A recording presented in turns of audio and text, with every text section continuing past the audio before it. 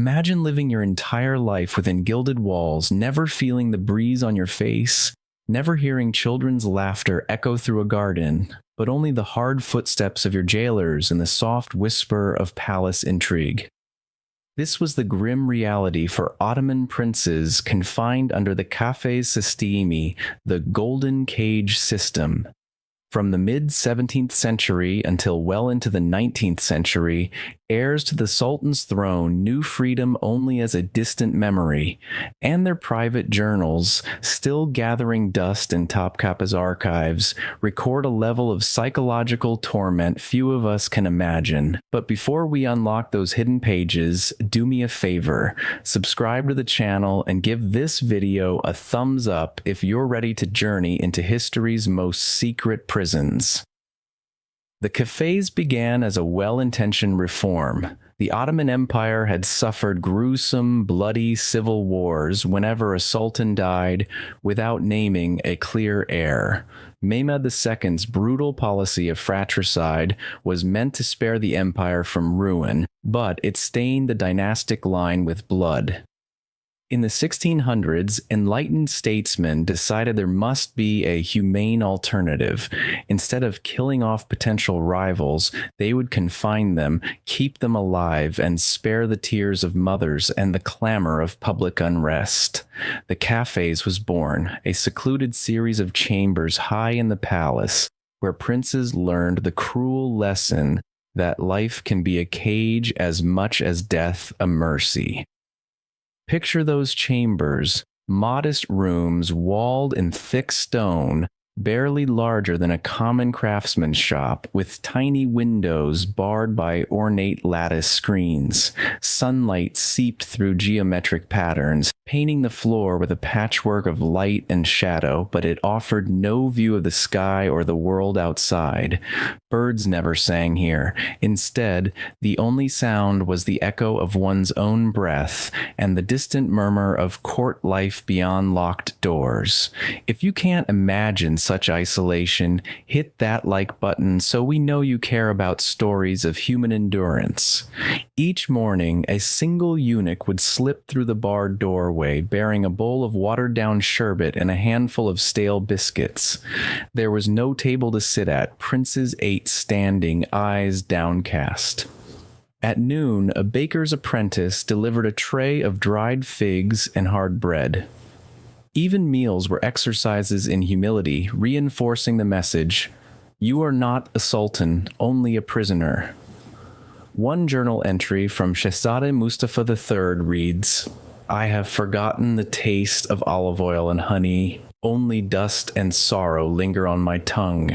If that sentence pierces your heart, subscribe and share this video. These voices must be heard. The kafes' real cruelty lay in ambiguity. Guards rotated daily, stories shifted by the hour, and rumors of promotions, executions, palace plots whirled like dust devils around the prince's minds. Imagine learning that your older brother, once kind, had suddenly become the sultan's favorite by flattering court factions. One day you might be promised a garden walk, the next threatened with solitary confinement. The only certainty was uncertainty itself, and it drove many princes to madness. If you've ever felt anxiety's sting, leave a comment comparing your own restless night to their unending dread. To stave off madness, some princes turned to the solace of words. They scribbled quatrains on tiny scraps of paper, hiding them in hollowed-out beams or behind loose tiles. Poetry became a lifeline. Fuzuli's laments, Baki's odes to lost love, each verse a small rebellion against silence. One defiant prince etched a poem into the plaster of his wall. "My wings once flew on scented winds, now I roost in shadowed dens." Yet hope still sparks a flame within, for dawn will break through prison's sin.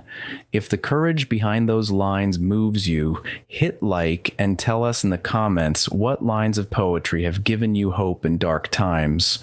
But the kafes was no mere study in stoicism. Its architects engineered daily routines to break the human spirit. Morning prayers were timed and observed. An extra verse or a skipped bow landed a prince on a 2-day diet of bread and water. Exercise was limited to pacing a narrow corridor, chains of footsteps echoing until knees ached. Private audiences with the Grand Vizier were staged farce.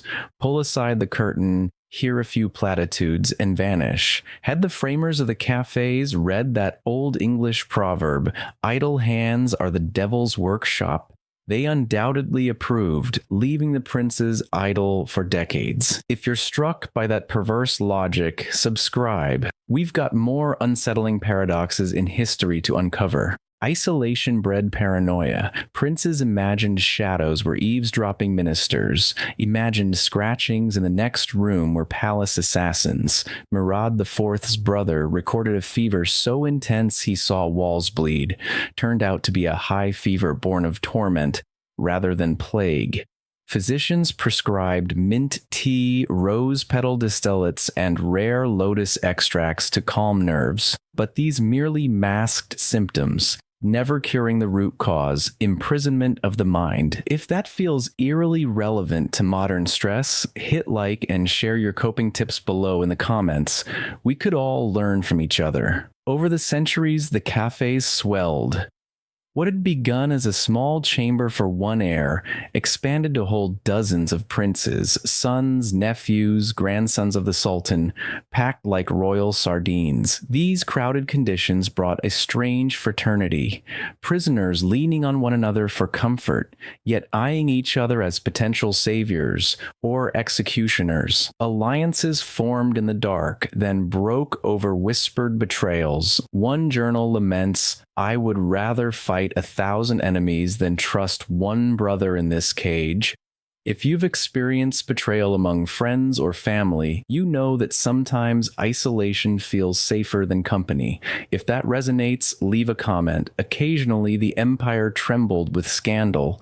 One daring prince attempted escape, bribing a guard with promises of land and title. Under cover of night, he lowered himself from a balcony, only to have his rope cut by frightened attendants. Recaptured, he spent 2 years in solitary darkness. His final journal entry reads, "Chains of shadow are heavier than chains of iron." If his bravery and resolve inspire you, hit subscribe. We honor those who dare to defy injustice. By the 19th century, European diplomats, appalled by whispers of the cafes, pressed the Sultan for reforms. Reports filtered back, "We have seen men alive yet broken beyond repair." Under Sultan Mahmud II, the cafes was officially abolished in 1839, replaced by regulated succession councils and limited confinement only to direct heirs. While a step forward, it was still far from true liberty. If you believe in continual reform rather than dystopian absolutes, give this video a thumbs up. Yet the cafes' legacy lingered. Released princes often found the outside world a stranger. Palace intrigues had shifted, crowds had turned, and their minds had atrophied. Sultan Abdulmejid I, confined for decades, died of apparent depression. Sultan Abdulaziz, similarly caged in youth, reigned in turmoil and ended in tragic suicide or perhaps foul play. Their reigns, marked by indecisiveness and despair, were living testaments to the lasting scars of isolation. If you've wondered how childhood trauma shadows adulthood, leave a comment. Let's discuss. Today, the cafe stands as a cautionary tale of power, untempered by compassion. In modern organizations, corporations, militaries, even families, hierarchies and rules can unknowingly cage individuals, stifling creativity and breeding fear. As viewers, many of us carry scars of our own cages, office politics, social pressures, or family expectations. If you recognize your own golden cage, hit subscribe and join a conversation about humane leadership and open societies. Before we close, here's a final haunting entry, clipped from a journal tucked behind a false panel. "I count each echo of my steps as a once-lived moment. But if I cease, will anyone recall my name? Let that be a reminder. History remembers not only the rulers who built empires, but the prisoners whose voices echo through time. If this exploration moved you, please like, share, and comment on which part struck you hardest. And don't forget to subscribe for more deep dives into history's hidden injustices. Until next time, may your hearts stay free, even when the world tries to lock you away.